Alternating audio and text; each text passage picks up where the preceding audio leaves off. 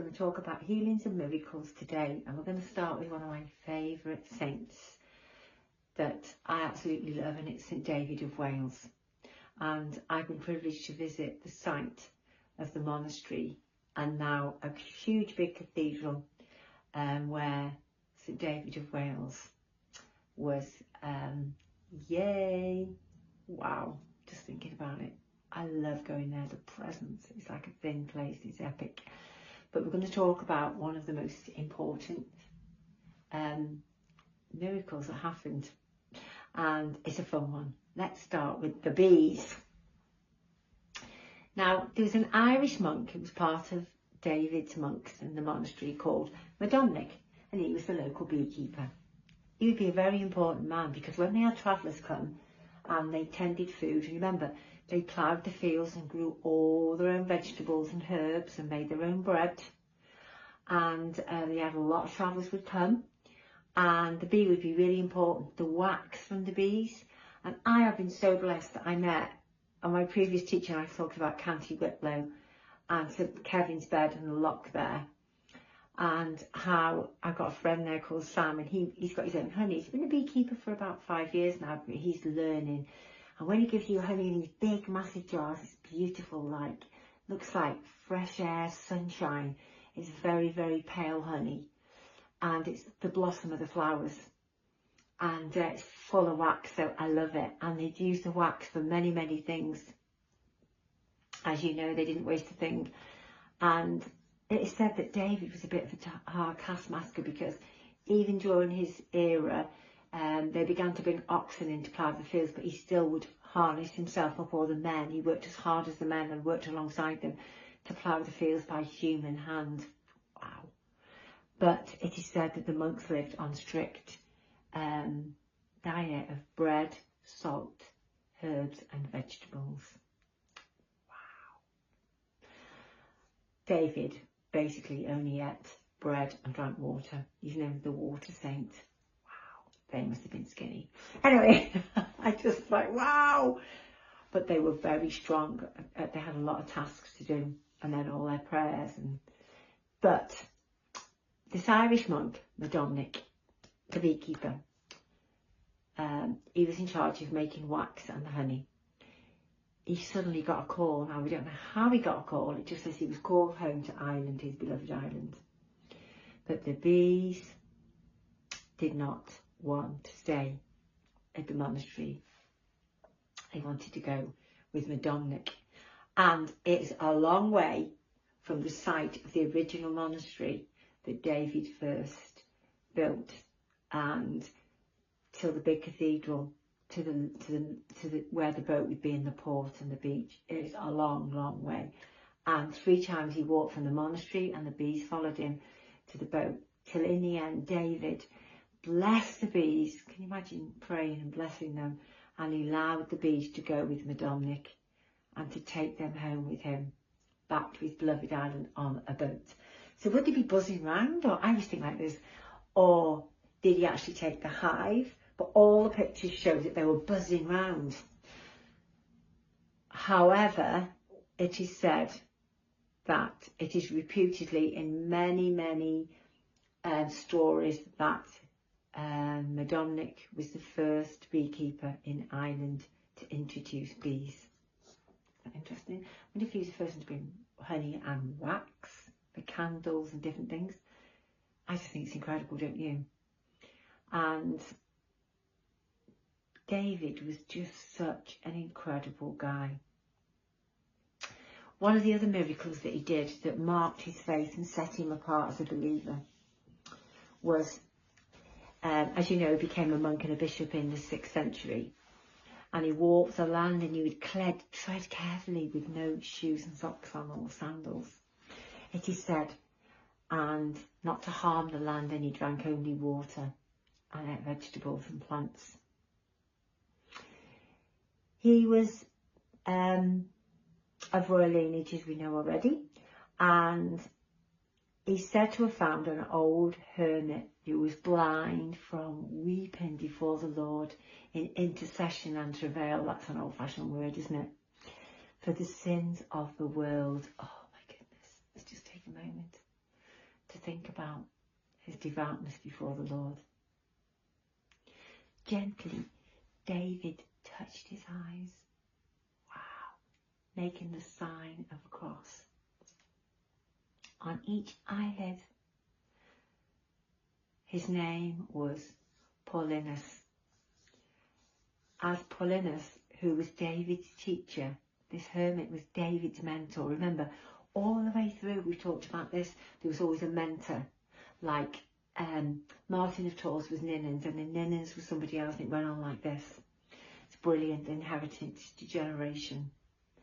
As he touched, his eyes began to open slowly, and a look of joy spread across Paulinus's face. His sight had miraculously returned, praising God for the miracle that had happened. Now it's interesting because I've looked through St David of Wales, and it might not be a storm miracle or a weather miracle, and we've talked a lot about that on my teachings, but I'm talking more personal stuff today, physical healings as well. And it's interesting that there's a story about him in Pembrokeshire in South Wales. Now remember, St David is it's one of the smallest towns in the whole of Wales. It's gorgeous. And the resurrection of a child. So a young child was brought back to life by the splashing of his face with the tears of David. Oh my goodness. I was thinking today, we've had a crying baby for a long time, our 5-month-old baby with colic. And I prayed over that Baba a lot and held him in my arms, and in a sense held him in my heart and placed him before the Lord and asked him, why is he crying a lot? You know, heal this colic. And so the tears of David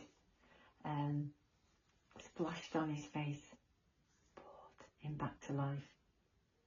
It says that David travelled from village to village, preaching on occasions, but he drew a massive crowd in the end as it spread far and wide about the miracles and the healings that he had wrought in the area.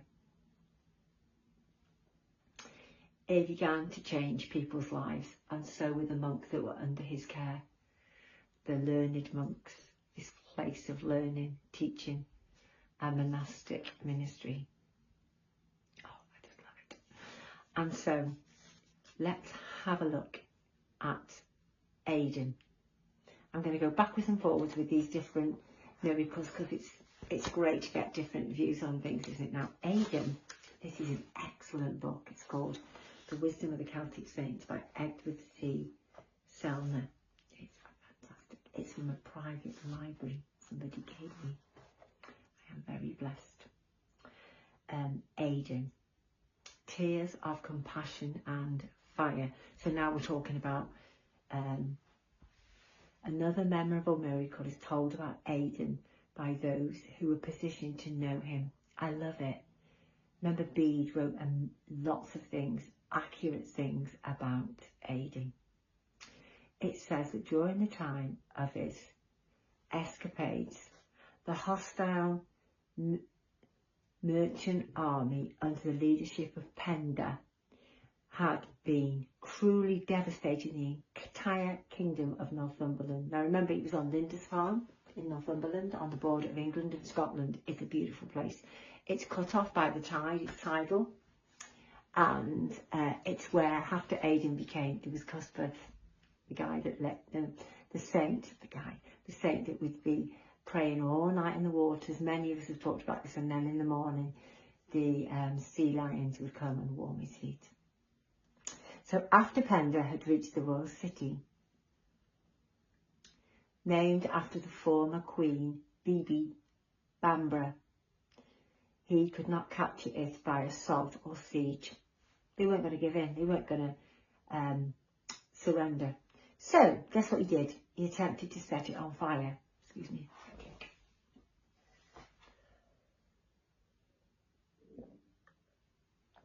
Wow. He pulled down all the fortifications in the neighbourhood of the town, rafters, wood, beams, anything he could find. People's houses were wrecked and brought their vast supply, thatch roofs, and he built an immense high, great big bonfire around the city facing him. At that time, Bishop Aidan was staying on Lindisfarne, less than 2 miles from the city. Now, if you ever go on Lindisfarne and you go up on top of the hill there, overlooking the sea, or you go into the castle, you can actually see the town, the old town that was Bamborough. He often retired there to pray in solitude and silence. In fact, the site of his solitary cell can be seen on the island. When Aidan saw the tongues of flames of fire and the smoke being carried by the wind above the city walls, he raised his eyes and hands towards heaven and said tearfully, David would cry and weep, he was known the weeping saint, tearfully cry out to the Lord, "O Lord, see how much evil Penda is doing." Well, to Penda surprised, as soon as he uttered those words, the hay, the vibration, the frequency out of our mouths, the wind turned away from the city a different direction and carried the flames in the direction of those who had lit them. That's judgment. As a result, some of those men were hurt and burned, while all of them were terrified. That fear of the Lord came on them, that they stopped making any further attempts on the city, realised that it was a divine protection on the city of Bamborough. What do we learn from this today? What can we learn from it? There's power in the tongue. There's power, wonder-working power within us, because we are filled with the Spirit of the living God. God, Hakadosh, Holy Spirit. Wow, wow, wow. It's awesome. Now, another thing to do with the wood and the fire, that Aidan would lean against a block of wood in the nearby monastery. And did you know that this Mercer, Penda of Merson, burned down his church? Guess how many times? Twice. And do you know what? Every single time, the piece of wood that Aidan would lean against would not burn. And they always use that again to rebuild the church. You think he'd learn the first time, wouldn't you? And so, it's amazing. So, this is another one of my favourite stories of Aidan. This is about animals this time. The gift horse returned and the spiritual friendship. Another king, Oswin, gave Aidan an excellent horse so that the bishop normally walked. He could ride if he wanted to cross the river to urgent business. A short time later, though, Aidan met a beggar. We know it's going to happen, don't we? And he asked him for alms. In other words, he asked him for things to sell, for food. They would be poor. And if something he could sell for food for his family in the nearby village or wherever they were trying. A short time later, Aidan was met by the beggar who asked him for alms. Aidan dismounted his horse immediately and offered the horse to the beggar. Now, this was a beautiful horse from the king. So Aidan didn't have to walk missions. He used to walk miles. It's like miles off the island before you go anywhere. He used to walk hundreds of miles. Remember, he walked from Iona to Lindisfarne, which is hundreds of miles, when he took up the monastery there. The king was told of this. So he met up with the bishop. And he met up with the bishop for dinner. The bishop asked him, "Why did you give the beggar the royal horse?" "My lord," said Aidan, "do we not have many less valuable horses or things which we would have good enough to give to the poor man instead of my royal horse?" said the king to Aidan. "It was very special chosen for you to help you." The bishop replied at once, "King, with respect, what are you saying? Surely this son of a mare, the horse, is not dearer to you than the surely this son, the beggar, is not dearer to you than the Son of God. Wow. So he saw the beggar like Jesus. Incredible. Oh, all these speak to me. Do I see people? Do I see Jesus in people? Do I put others before myself? After these words were exchanged between them, they went to dine. They had dinner together. The bishop sat down in his own place, and the king, having just come in from hunting, stood with his men, warming himself by the fire. It must have been a cool winter. Suddenly he remembered the bishop's words. He ate, bishop's words, as he ate, he said, one took off his sword and reclined. From now on, he said, I will never speak of this again, because the wealth of God within you and the love of God to give away to the poor. The bishop was greatly alarmed and surprised, and it's obviously he felt the fear of the Lord, and stood to his feet and apologised to Aidan. The king, moved by the spirit within Aidan, who became a really good friend of Aidan. They were really, really close. But not long after that time, after the king was killed in battle, Aidan was very, very sad. The king and him were very, very good friends. And the king was a very, very humbled man. And it says he was one of the best rulers in the land at that time.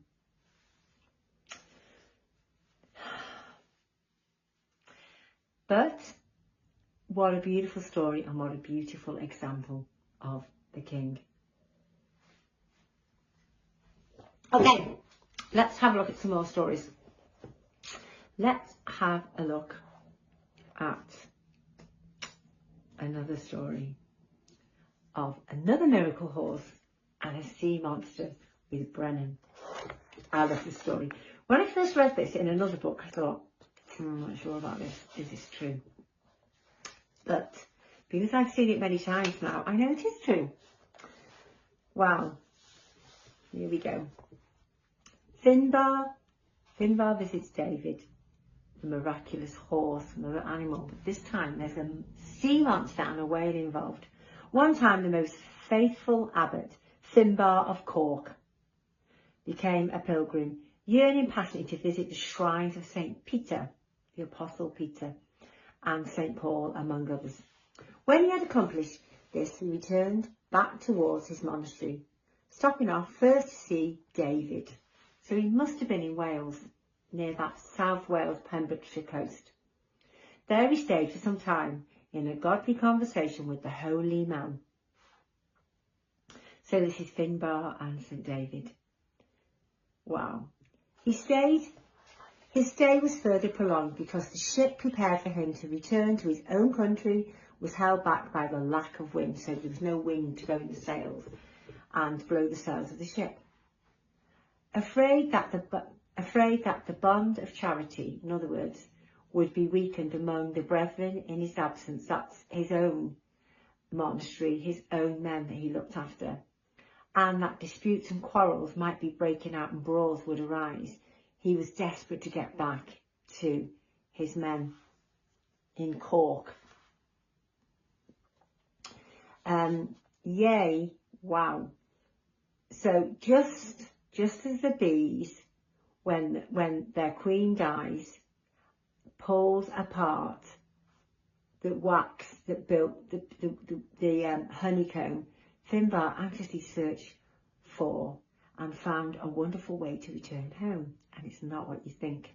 He begged for David's horse, granted him his request. So David had a beautiful horse to travel on to do his bidding, even though he worked hard in the land, because he would travel hundreds of miles to pray for people, towns and villages. Some of the saints took a bell and they'd ring a bell and the people would come out for prayer or to hear them preach and learn the word of the Lord. So David granted him request.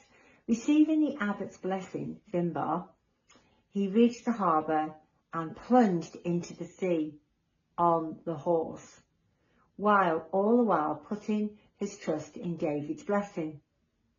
What faith! What faith! Using a horse instead of a ship to carry him, he was taken through the towering waves, and they're huge because I've been on that beach, as though on a level playing field. This huge, stunning beach. You go up over a hill and down, and there's this massive beach. And then you go up over another hill, right miles away to where St David was. It's a lot of travelling. The horse must have been very strong. As he travelled farther, and supernatural miracle. As he travelled far out to sea, this is Finbar on David's horse. Finbar came where St Brennan was leading a fabulous life on the back of a sea monster. Now, I didn't know if this story was true because I've read this before in other books and other historical findings. But apparently, Brennan, all this finding this island of paradise and places that he went, he was riding on a sea monster, and they think it was a great whale. St Brennan saw a man riding on the sea on a horseback. He cried with amazement, "Wonderful is God and his saints." I'd be like, wow! And he says, "Wonderful is God and his saints." The horsemen approached so that they could exchange greetings. Hello. I'm sure they blessed each other. St Brennan asked where he had come from and how he rode the sea on horseback. Finbar told him Finbar told him about being away from his brethren, and the Holy Father, Dewi, which was David, presented him with his own horse. And thus, fortified by David's blessing, he ventured on such a road as the sea. "Go in peace," said Brennan to him. "I will come and see him." Finbar reached his country without mishap and told the brethren all that happened to him. They kept the horse in service of the monastery until its death. Wow, that's a miracle. Healing, supernatural, awe and wonder just in that story. So many things happened, all by faith. After which they made a statue of the shape of the horse to commemorate the miracle. Covered with gold, it remained on the island of Ireland and became famous for its many miracles.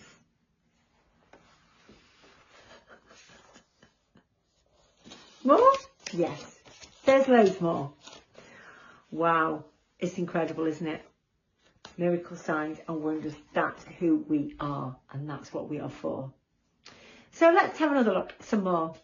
This is the miraculous healing, the practices renowned for the knowledge of nature and the natural world of nature and their ability to heal the sick and the injured. And it's really, really interesting because all over Ireland, Wales, Scotland, one of the most prominent forms of ancient Irish, Welsh, Scottish healing was herbal medicine. And you've probably seen lots and lots of films about herbal medicine and the Indians and the First Nations. And these Celts knew lots about all the different plants, the soil, the ground, the trees, the sap. Incredible, like we do today. St Bridget, she is known as the goddess. Miracles recorded by her biographers, 46 miracles. Some say 49, probably about 50. From making food appear to domestic animals and us, humans. Now, I don't know whether this is true or not, but this is what they say.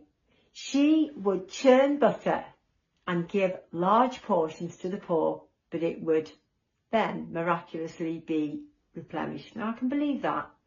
I remember her as a young girl. She was thrown out of the King's Palace because she gave all his beautiful silver and plates and goblets away and gave nearly all the food to the poor. He got fed up with her. Wherever she went, she gave away what she got. Who does that sound like? Aidan, David. Stories of St Winifred. We'll talk about her in a minute. And it goes on all these different Celtic saints. They just gave what they had. She changed water into beer for a leper colony. Now, I've been to a leper colony in Jakarta. I know a lot about this. And so I can understand why she did it, because it provided enough beer for 18 churches from a single barrel. The legend has it, now remember, in this 4th, 5th century, it was way down the way that the writings were written about it, and the story would change hands as folklore, but there would always be truth in it. To the 10th and 11th century, those that then could read and write. It is a legend that many women were brewers of ale, known as the sanctuary and sanctity, more nutritious and literally than water. Now, it's very interesting. I've got friends that are Indonesian and friends from the Philippines, and if you get like bladder problems or kidney problems, they will literally drink beer. They say it flushes your system out, a natural way to flush your system. So I have a little bit of understanding this, and I've studied the nutrition values of beer, the good and the not so good nutrition of a lot of these beers and ales and stuff. It wasn't difficult to brew beer in those days from hops. Another thing that it said that she did, she bath water transformed to beer. After the water, she blessed it. Now, what did David do? He blessed the bees to go with the monk back to Ireland. Or one of the key things here is to bless. And they had oil, blessing oil, frankincense, myrrh. Wow, incredible. Another story of Bridget was the dirty bathwater. She changed, by blessing it, dirty bathwater into clean beer for visiting priests. I've heard that loads and loads of times. Now, it's not a bath like we have. It could be a trough, or, you know, it wasn't like we think a bath is today. But ultimately, isn't it incredible, the miracle she wrought? Wow. David, let's have another look at St. David and that incredible story of him when he preached, and he went out into the towns and villages. And one story about David, the most famous of all, was all about the beautiful things that he did for people. His saying was, brothers and sisters, do the little things for good. Small things can make a difference. They will change the world. So one day he was out preaching. I know the very spot. They used to call a hill a knoll. Not a cliff or a hilltop. It was called a knoll. People gathered round, and more people began to gather round. Now, I don't know whether he had a loud voice or not. I have no idea. There was no microphones in those days. But he said that people couldn't quite hear what he was saying.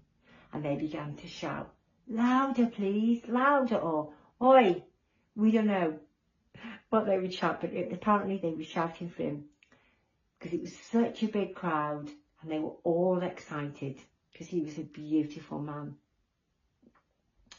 So David, as normal, he blessed the ground and he blessed the people and he blessed God in heaven, and he placed a cloth on the ground and began to pray. The earth began to move and slowly he rose up. So he levitated off the ground. Some things say that the actual hill he was on, the hill rose up and made him taller. But most of it says that he actually rose off the ground so he could be heard. And then lots of pictures you see of him painted. A dove appeared and landed on his shoulder. Another version says that he was elevated above the ground where he was preaching to a large crowd that had gathered to hear his excellent preaching on the hillside, so his words could be better heard by all. He was made Archbishop on a pilgrimage to Jerusalem. he wrought in the most incredible miracles, signs and wonders. I love it, love it, love it. So I just want to end this session by talking about St Winifred. Oh, her story, St Winifred of it's Holywell. And she was born in 635 AD, 7th century in North Wales. Now that's just over the border from where I live, about 30 minutes away. I live right on the border now. It's great. I can tip into North Wales and I can go an hour, tip into South Wales. It's awesome. An only child of a local nobleman called Tafyd. He had, now in those days, Dowie, David, Tafyd could be David, David, Dowie. The Welsh is quite everywhere, Llan or, Bryn. Like a lot of the burial grounds are called Bryn Celydyn. It's like, I'm getting a bit of a Welsh accent again. I lived in Wales for 7 years, never got one. I'm in North Wales and it's easier to speak it. Lots of children here speak Welsh. It's compulsory to learn Welsh at primary school and I think high school now as well. I'd love my kids to have learned it. But anyway, an only child of a local nobleman. He had substantial land holdings, so he's a landowner, along that North Wales coast, which is now called the Llyn Peninsula. And the Llyn Peninsula has an island called Bardsey Island, and it's just been named the Dark Sky, because it's one of the darkest places on Bardsey Island, where 20,000 remains of Celtic saints' bones are. His father had given Uncle Bruno one of his manors and land and holdings. Now he's quite famous, St Bruno. Have a look at him. I might talk about him in my next session on evangelism. It is said that Winifred, a beautiful teenage daughter, had decided she wanted to keep her chastity and be a virgin of virtue. And while her family were away, her parents were away from home, they'd gone to Mass at the church, because they were all Catholics in those days, and they would go to Mass even though they were Celtic as well. You had the Druids to Christianity, to Celts, you had the Catholics to Celts, to Christianity, it all comes together in perichoresis in the sacred dance, in the circle, in the knots. I always got the sacred knots, the crosses. It's beautiful. Easiest way to explain it. And I'd gone to Mass, and one of the local landowners, Cadogan, was on his way from his morning hunting, and he stopped by the home and he saw this beautiful, beautiful girl. She was stunning, and he wanted her for his wife. But not only did he want her for his wife, he attempted to rape her, but she would not. She did not want his advances. She wanted to become a nun. And many of the girls and women in those days just wanted to be nuns, they wanted to be virtuous. And they lived in times where it wasn't difficult to be assaulted, abused or raped. Despite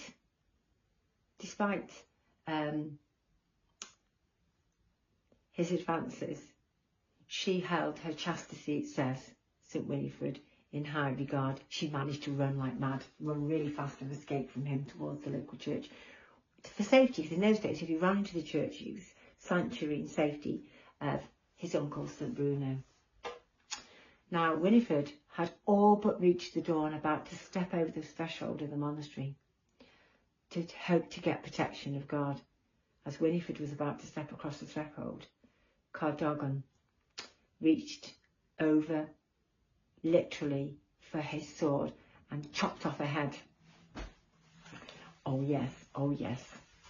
Now, that must have been horrendous. Whether it was he was afraid and angry because she ran off, and obviously she would tell her uncle and her family and her parents, and he would be in big trouble. But it was so terrible in those days. Even then, Bruno was a preacher and a leader of the church there. The congregation heard the commotion, we'd hear the noise outside, and appeared from the church and saw Cadogan wiping his sword and the blood off it on the grass. Bruno Kiska dog. His body sank to the ground and he was swallowed up by the earth. Now, there's lots of awe and wonder here and lots of accounts of this, and they all say the same thing. Bruno was so devastated at this beautiful Winifred. He cried out to God. Yet again, he wept tears. And he placed this embellished bloody head back on her body and continued to pray over it. And it said on the spot where her blood flowed, there was an earthquake, a loud noise, and a great stem of water burst forth. And that's how we have Winifred's Well right now. And it's a massive, if you go there, you can see it bubbling up. His prayer was heard by God himself. The body returned at once to life and animation. All those sinews and tubes and whoa, it's nuts. Only a slender red scar remained running all around her neckline. I just think this is incredible. Winifred, of course, became a nun of a convent. She kept her chastity and her virginity. The abbey, she became the Abbess of Teneo, Denbighshire. She lived for 15 years after her return to life from her decapitation. And from the dead, and there she is laid to rest, buried in the Abbey of Shrewsbury. They moved her from St Winifred's Well, where the water bubbled up, to a place in an abbey in Shrewsbury in 1138. It is believed that in 1917 there was a rush on this fountain that blew up, this well, and 70 to 90 million gallons of water gushed forth 8 to 9 feet in the air. There's 43,000 people recorded in the burial grounds at the parish cemetery there. Now, like Bardsey Island, 20,000 Celtic saints' bones, people took their bones there because they believed in the healing and the miraculous.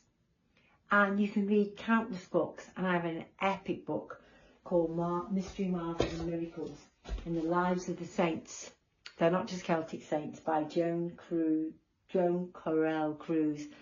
It's a massive book. It talks about every type of miracles, land, food, people, where saints have died and people would touch the grave and they'd get healed, or often in Spain and Italy they'd cut body parts and send them to different parts of them, monasteries and churches, and they'd remained fleshy and not dead. And lots of stuff like that, but we're focusing on the Celtic saints today. It's incredible. I love reading that. I love it. But Holywell, Holy Well, is reputedly the oldest continually visited pilgrim site in Britain. It sits on the route of North Wales. Pilgrims, travellers on that Llyn Peninsula, to Bardsey Island, to Holywell, to Powys, all along that coast. The legendary miracles. It welcomes 6 million visitors every year. The holy waters are believed to have healing powers. Many reliable accounts documented in 1858 onwards, and I've seen the records. It's incredible. It's a beautiful well, spring of life. You bathe in the well 3 times. And you can see the spring bubbling up, and it now flows into quite a big pool and tank where people go in there.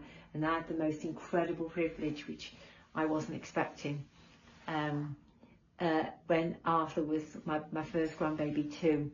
My daughter went to do some filming for the Celtic school, and when I was teaching on I did as you know, a section on St Winifred. So some of you will remember this story. It's always good to refresh, isn't it? The miraculous. And while we were there was a travellers come from Liverpool, and I didn't know they were waiting for the priest to baptise all their children, from babas to teenagers. And you can go in your shorts and jump in, but it isn't a play pool. It's to bathe, and you get in and out 3 times down the steps. There's a changing area where there's candles, you can pray.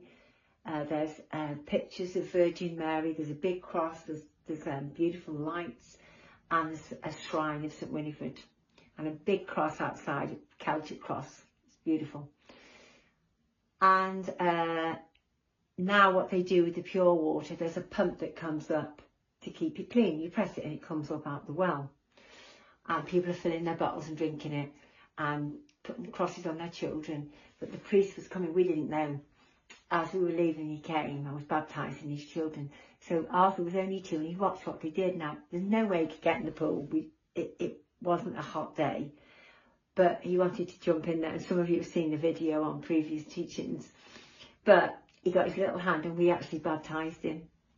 We put his head under the pump and baptised him. We just thought, let's just do it now in this holy Holywell. It was awesome. He went home and he was telling his dad he'd had water on his head. So that's a very special place for me. But anywho, this spring you dip in this outer pool and then kneel at the shrine of St Bruno, a statue, a memory and a cross.